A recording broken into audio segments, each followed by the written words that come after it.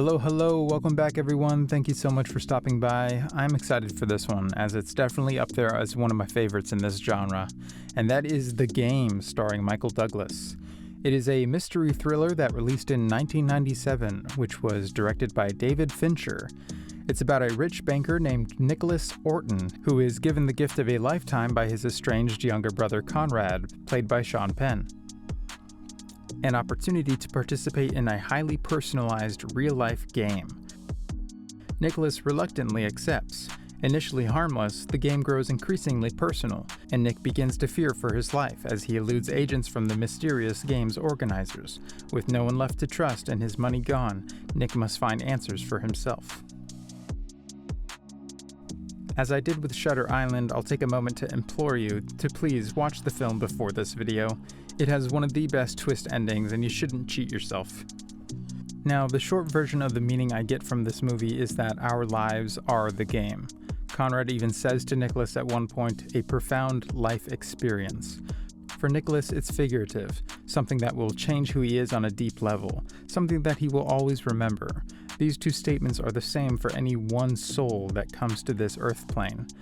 To have the experience of a lifetime that is tailored specifically to every player, a highly personalized life experience to accomplish specific goals that will change them on a soul level.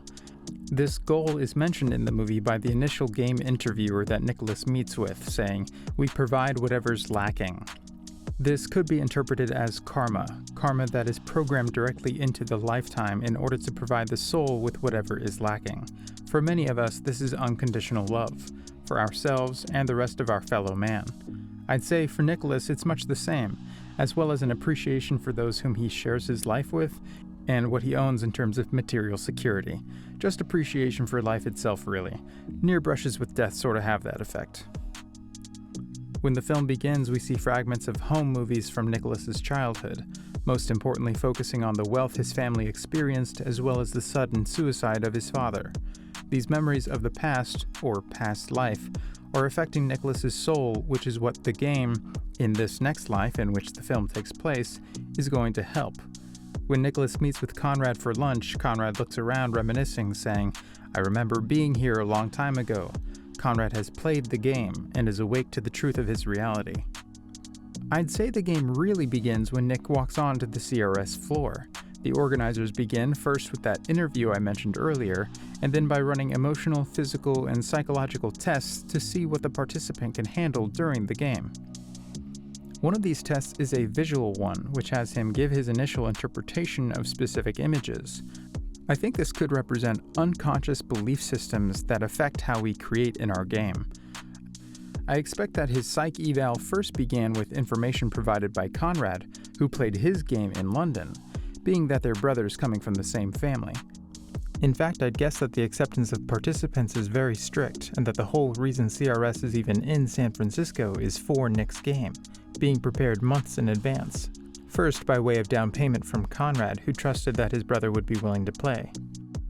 From the moment Nicholas leaves CRS, nearly every unexpected interaction or experience comes as a result of the game organizers. He's slowly eased into the game. First he overhears two gentlemen in a bar talking about CRS, and after introducing himself, inquires as to what it is, to which one of the gentlemen responds with, the eternal question.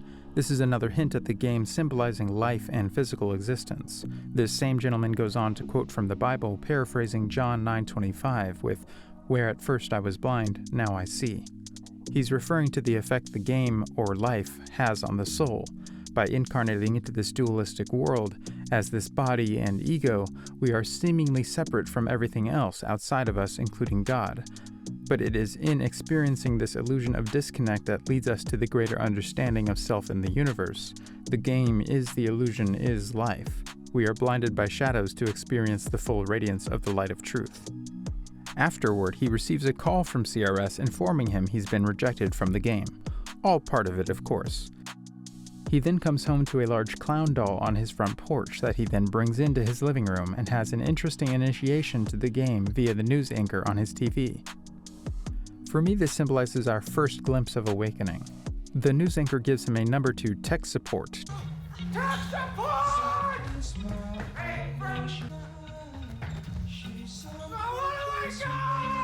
just in case of real emergencies, and suggests he not call asking what the point of the game is, because figuring that out is the point of the game.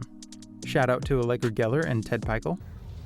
You have to play the game to find out why you're playing the game. I think tech support represents our guides or even gods, since much of the world prays to one god or another, asking to be shown what the point of life is. But like the news anchor says, figuring that out is the point. So just like you watching have begun the awakening process, so too does Nick. He begins to learn how the game will be interacting with him, just as we learn the same thing in terms of synchronistic experiences we have in life.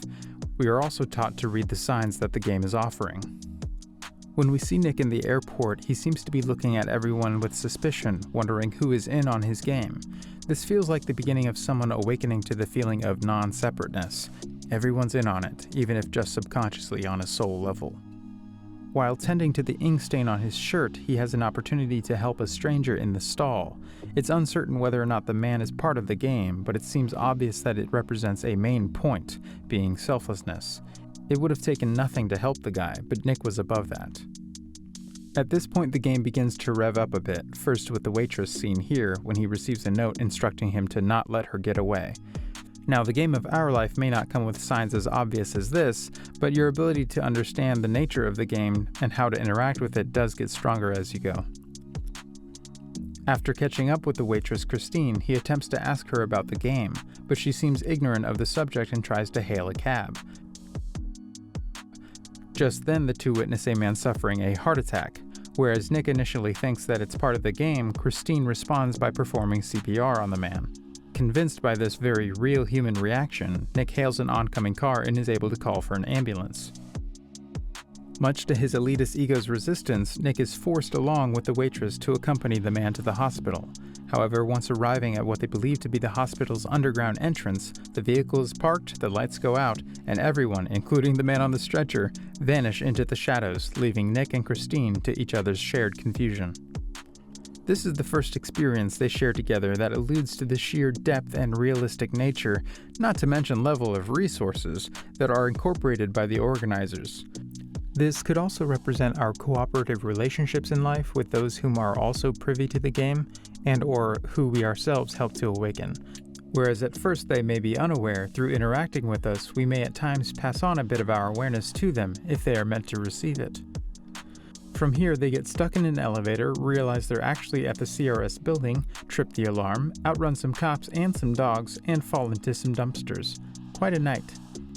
The next day, Nick finds his hotel room has been staged to look as if he had illicit and illegal activities, which he is not at all happy about, and which reeks of attempts at blackmail. I'm gonna go ahead and give this partial credit for a woman in red moment, as it is a woman in red, and the pics are meant to look as if he had hired a lady of the night, so. This is followed by a seemingly real interaction with a private investigator, complete with a live firearm, which leads him to suspect that there is something far more heinous at play than what the game is legally capable of. After accusing a client of blackmail, as well as sounding crazy to his attorney in an attempt to explain the game, he finds his house has been vandalized. Conrad shows up, freaking out about CRS. This feels like it represents family members in our lives showing up with drama and unknowingly dragging you down in vibration. He then accuses Nick of being involved with CRS and runs off, but not before giving us a deeper glimpse into their past and relationship. Eventually, Nick meets back up with Christine at her place, where he realizes that she must be in on the game as well, due to her apartment belongings being mostly fake. After confronting her, she gives in, attempting to warn him that they're being watched, followed shortly by what appears to be an assassination attempt. He asks her, "What is this?" To which she responds with, "Wake up, it's a fucking con," suggesting that CRS has been playing Nicholas the whole time just to get a hold of the money in his bank accounts. The line about it being a con makes me think of the theory that we are not necessarily incarnating into this life by choice, or rather that perhaps it was a choice at one point, but has become something else, that we're actually trapped here in some way. And yes, I recognize that this goes against what I mentioned at the beginning about life, being the game, serving an intentional purpose of soul growth. Who's to say? Both is good. After running through the night, he's able to contact his lawyer, who assures him his money is intact, but of course Christine explains that it must mean he's in on it. She then drugs Nicholas, and he wakes up in Mexico with no ID, passport, or money, just a watch which was a gift from his mother. He trades it for a ride back to the States. Nicholas has been humbled in these scenes, stripped of security and comfort in a land he doesn't know. He's given the opportunity to see how other people live and struggle.